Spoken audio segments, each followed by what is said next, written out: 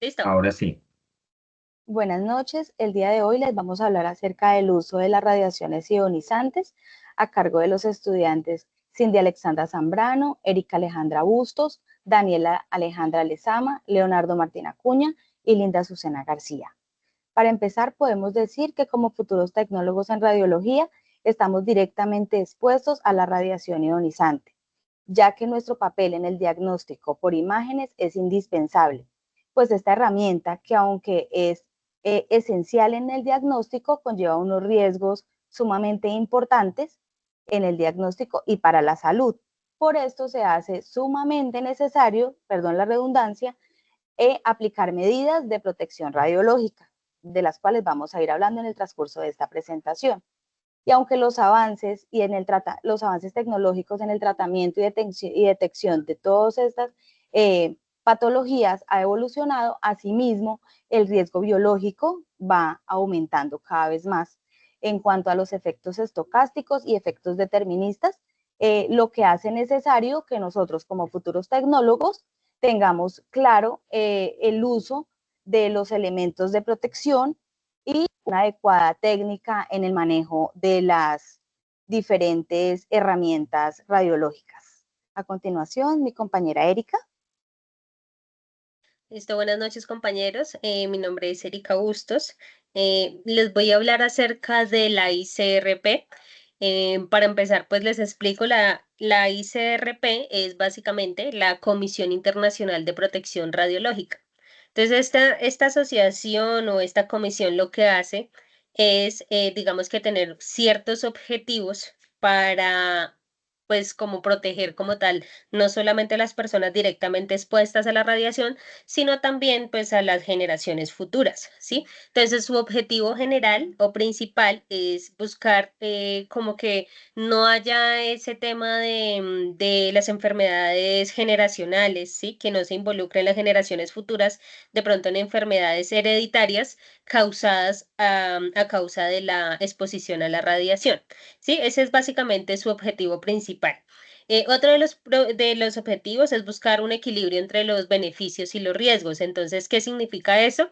Que busca como encontrar un equilibrio óptimo y lo que hace es maximizar los beneficios y trata de disminuir como tal los riesgos para la salud y no solamente la salud, sino el medio ambiente también.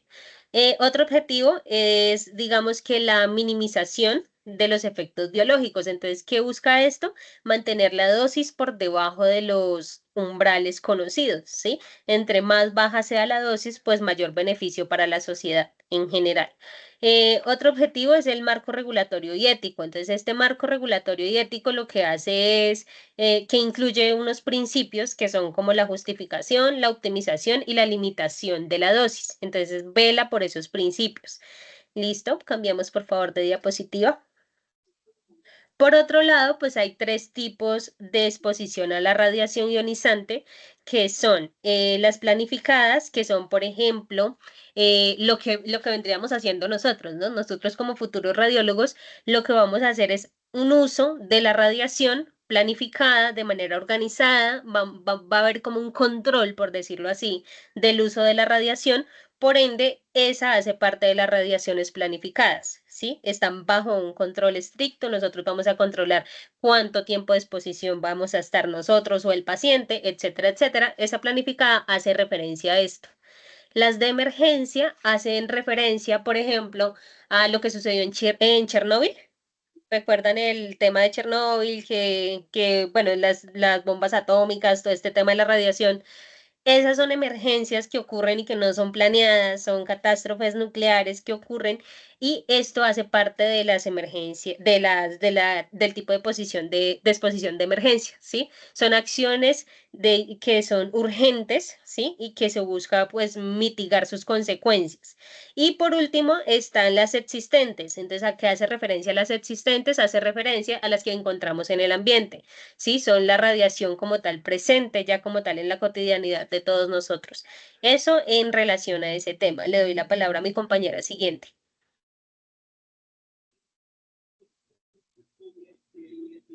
Buenas noches. El día de hoy les voy a hablar sobre la zona controlada y zona supervisada. Bueno, la zona controlada es aquella en la que existe la posibilidad de recibir dosis efectivas superiores a 6 dosis efectivas de radiación por año. Está la zona, bueno, esta zona controlada tiene unas características que son las medidas de protección, en donde se requiere la aplicación de procedimientos de trabajos específicos, el uso de protección individual y la realización periódica de seguridad en salud para pues prevenir esta exposición a radiación. También está el control y supervisión, que es la zona controlada, donde está limitado y supervisado pues para garantizar que se cumplan con los protocolos de medidas de protección que son necesarios. Los signos de advertencia son señalizaciones que deben haber dentro de la zona controlada. Otro es el uso de dosímetros personales, los cuales los trabajadores los tienen que portar. También están los procedimientos de descontaminación. Esto es en casos de contaminación radiactiva, se debe seguir procedimientos específicos de descontaminación para limpiar personas y equipos. También está la zona supervisada. Bueno, esta zona no es definida como zona controlada, pero también mantiene un control, ciertas condiciones de exposición ocupacional. Digamos que normalmente no es necesario tener las mismas medidas de protección que se requieren para la zona controlada, pero sí aplica ciertos métodos que se deben obtener para estar protegidos. Entre ellos está, eh, espérame, está la probabilidad de dosis, en la cual existe una posibilidad de recibir dosis superiores. Deben ser menor a un año. Este es para, digamos que para el público en general. Está la señalización, aunque no se requiere señalización específica de riesgo. También está la diferencia de zona controlada, que es, digamos, donde se requieren medidas específicas, igual que en la zona controlada, para vigilar las condiciones a exposiciones. Le doy la palabra a mi compañera.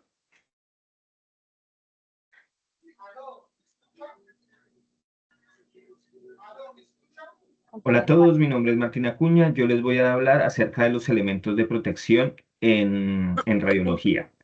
Vamos a empezar por el delantal plomado. Bueno, este absorbe entre el 90 y el 95% de la radiación dispersa y lo podemos encontrar en dos versiones, una que es enterizo y la otra que es un chaleco y una falda. Este pues resulta un poco más cómodo porque distribuye mejor el peso del chaleco, ¿verdad? También tenemos el protector tiroideo, como lo dice su nombre, para proteger las glándulas tiroides. Igualmente debe absorber entre el 90 y el 95% de la radiación dispersa. Este viene por tallas y debe ir muy bien ajustado al cuello. Encontramos los guantes, también deben ser plomados, deben llegar hasta el codo en lo posible, y también vienen por tallas para que queden bien ajustados. Y las gafas plomadas, estas deben tener sus marcos con materiales que resistan la radiación y también deben aislar entre el 90 y el 95% de la radiación dispersa, ya que los ojos son de los órganos que más sufren con la radiación. Eh, ya, esto en todo con referente a los elementos de protección. Ahora vamos a hablar de los principios y cómo los podemos aplicar en radiología y en medicina nuclear. Recordemos que la medicina nuclear es aquella que usa líquidos, fármacos para la obtención de las imágenes, ¿no? Entonces, en cuanto al principio de justificación, entendemos que este se aplica solo si el procedimiento que se va a realizar es de beneficio y supera el riesgo de la radiación o de los líquidos en el paciente. Para aplicar esta justificación antes de realizar la radiografía, debemos tener en cuenta que la orden médica esté bien hecha, que el paciente sea el nombre está ahí y digamos que si envían la toma de un tórax y el paciente lo que necesita es verse la pelvis, pues entonces como tecnólogos esa también es nuestra responsabilidad, ¿no? De estar muy pendientes de que no vayamos a hacer una toma innecesaria para no exponer a radiación innecesaria al paciente. Y en medicina nuclear, esta justificación se debe aplicar cuando se va a aplicar un radiofármaco, ya sea gamma o gamma óseo, ¿listo? Luego seguimos con el principio de la optimización. ¿Este en qué consiste? En que se debe tratar de aplicar la menor cantidad de dosis de radiación en las personas, ¿no? Entonces, en radiodiagnóstico, en radiografía, debemos tener muy en cuenta la anatomía del paciente para que apliquemos los parámetros técnicos de una manera adecuada, ¿no? Ya sabemos que no es lo mismo tomarle una radiografía a un paciente de contextura pequeña o a un niño que a una persona que ya sea corpulenta, ¿no? Y en medicina nuclear se debe tratar de administrar los radiofármacos en la mínima dosis necesaria.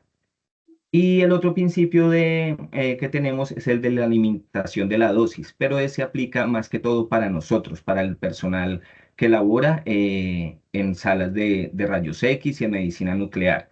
Y en esto es que debemos estar muy vigilantes al tiempo en que nos exponemos, tenemos unos límites por año, tenemos unos límites que no deben ser sobrepasados tampoco diariamente. Entonces, para eso vamos a tener también nuestro dosímetro y estar muy pendientes de los tiempos de nuestras vacaciones y del sitio en el que estamos trabajando, ¿no? También que cumpla con todos los parámetros en cuanto a blindaje y aislamiento.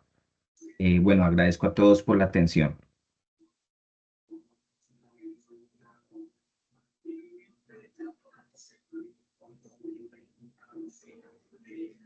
Compañera Daniela. Perdón. A continuación nos colocan un ejercicio en el cual nos indican que se tiene una tasa de exposición de 2300 milirroentgen y si el trabajador está expuesto durante 15 minutos, ¿cuál sería su exposición total? Bueno, ¿cómo se le va a realizar este ejercicio? Primero necesitamos tomar los datos importantes. ¿Cuáles son? La tasa de exposición, que es 2300 milirroentgen, y el tiempo de exposición del paciente, que son 15 minutos, perdón, del trabajador. Esa es la primera parte. ¿Cómo sacamos estos datos? Primero multiplicamos la tasa de exposición, que es 2300, la multiplicamos por tiempo. Y esa vez la multiplicamos, hacemos el ejercicio por la conversión en su minuto, que sería 0.25. Ahí podemos ver una pequeña tablita cómo se representa. En total nos da el resultado, que es 575 mR, que es milirroentgen por minuto. A continuación nos piden otro ejercicio para ejemplificar, que se pide que un padre de un paciente se mantenga próximo a él durante una fluoroscopia en el nivel de exposición, que es 500 milirroentgen, y nos preguntan cuánto tiempo puede quedarse el paciente. Entonces hacemos el ejercicio en base a la tasa de exposición, que son 500 milirroentgen, por el límite permisible diario, que es como son los límites que establecen que podemos exponer a un paciente, que es de 50 milirroentgen. Entonces, acá podemos, en la tablita abajo, como mi compañera le está señalando, ahí nos muestra que lo máximo permitido para el padre estando acompañando al paciente es de 6 minutos. La idea es tratar de no sobreexponerlo tanto al padre como al paciente para evitar problemas a nivel de radiación. El siguiente punto el que tenemos es de la protección radiológica. Aquí nos indican unos punticos, nos hacen unas preguntitas, que si existe un umbral de protección para los efectos estocásticos. Esto es falso. ¿Por qué? Porque los efectos estocásticos, como pueden ser el cáncer o mutaciones genéticas, no tienen un umbral conocido. Pueden ocurrir con cualquier tipo de dosis, por baja que sea. La probabilidad del efecto aumenta con la dosis, eso sí está comprobado, pero pues no la severidad del caso de tipo cancerígeno que ocurra. Entonces, ahí podemos aplicar este principio, es la base del modelo lineal sin umbral usado en la protección radiológica. Pues en pocas palabras, ahora los efectos determinados de los residuos inducidos. El siguiente punto es los efectos deterministas de la radiación de la severidad del efecto aumentan al aumentar la dosis. Como expliqué anteriormente, aumenta, porque hay una mayor concentración. Pues si nos indica que, por ejemplo, en algunos casos en los pacientes mayores, pues, y el riesgo de radiación en niños también es de 2 a 3 veces menor que en adultos de más de 45 años. Eso es falso, es al revés. Los niños son los más sensibles porque su cuerpo es digamos, un cuerpo más pequeño, su nivel de concentración de radiación va a ser mayor y su riesgo de desarrollar efectos estetoscásticos, principalmente el cáncer, es de 2 a 3 veces mayor que de adultos, debido pues a un mayor número de células en división, apenas células que se están formando.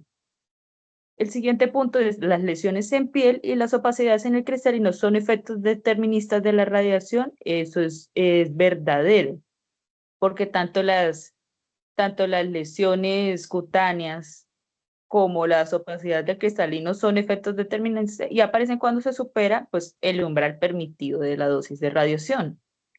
Por ejemplo, en un caso, el efecto de las cataratas puede ser tan bajo como de 0.5 G como exposición prolongadas. Entonces, la ideal es entre menos exposición se exponga un paciente o un familiar del paciente, mucho mejor o más beneficioso es para aquellos, como decía mi compañero, que como tecnólogo nos toca verificar y estar muy pendientes que la ideal es no exponer el paciente a radiaciones innecesarias. Bueno, dicho todo lo anterior, podemos concluir teniendo claro ya que el diagnóstico por imágenes es una fuente indispensable en el manejo de patologías. Claro está que debemos optimizar la calidad de la salud, ¿sí? Y es por esto que la exposición a la radiación ionizante debe estar regulada y vigilada siempre, donde se evidencie un buen manejo tanto de los equipos tecnológicos como de los factores radioactivos. Muchas gracias. Gracias.